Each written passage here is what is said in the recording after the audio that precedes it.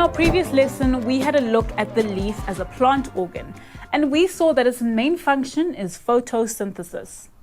The process of photosynthesis, however, requires water, carbon dioxide, and sunlight in order to take place. The carbon dioxide enters the leaves through the stomata on the leaves, and the leaves are designed in such a way as to increase the surface area to absorb sunlight for photosynthesis and to prevent the water loss from taking place. The water that is needed for photosynthesis is taken up through the roots of the plant and then transported to the leaves and the stems. In order for plants to grow tall, they also need a support system that will allow them to be able to compete for more sunlight. So today we're going to learn about roots where the water is taken up and where plants are able to grow nice and tall for some extra sunlight. The roots of plants have two main functions. The first is to absorb water and mineral salts from the soil, and the second is to anchor the plants in the soil. Most dicotyledonous plants will have a tap root system that consists of one main root with smaller auxiliary roots. The main roots can penetrate deep into the soil.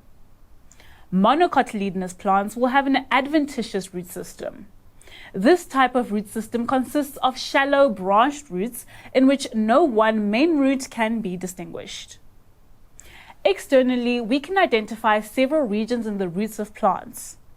At the tip of the root, there is a cap that is made up of parenchymal cells. The function of this tip is to protect the underlying tissue from damage as the root forces its way through the soil. The growing point of the root is made up of meristematic tissues. As you may remember, the meristematic tissue will be constantly dividing to form new cells. The new cells formed will either replace the damaged cells of the parenchyma cells in the root cap, or it will be pushed up into the region of elongation where the cells will start elongating before they differentiate into permanent tissues. In the root hair region, the cells differentiate into permanent tissue types such as the epidermis, parenchyma, sclerenchyma, and xylem and phloem. The epidermal cells in the root hair region have formed root hairs that are outgrowths to increase the surface area for the absorption of water from the soil. In the mature region of the root, some side roots will develop that have similar features to the main root. When we cut through the root, we can see three main regions of the internal structure of the root. These regions are the epidermis, the cortex, and the stellae. The epidermis forms the outside layer of the root and is responsible for the uptake of water and mineral salts from the soil. The root hairs of the epidermis will enlarge the surface where the uptake can take place. The cortex of the root is made up of parenchymal cells that have large intercellular spaces. The innermost layer of the cortex is called the endodermis. The endodermis is made up of only one layer of cells. The cell walls of the cells are thickened with a waxy substance called suberin. This substance does not allow water to pass through. In between some of the cells that are thickened with suberin, we find cells without the thickening that also allow water to pass through. We call these cells the passage cells, which fits their function. The Casparian strips together with the passage cells are responsible for directing the flow of water to the xylem in the central vascular cylinder. The stellae, also called the vascular cylinder, contains the vascular tissue.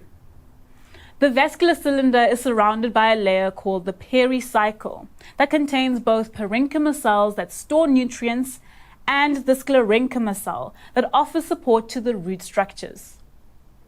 The xylem inside the root is found in the center and branches outwards towards the pericycle in a star-like fashion.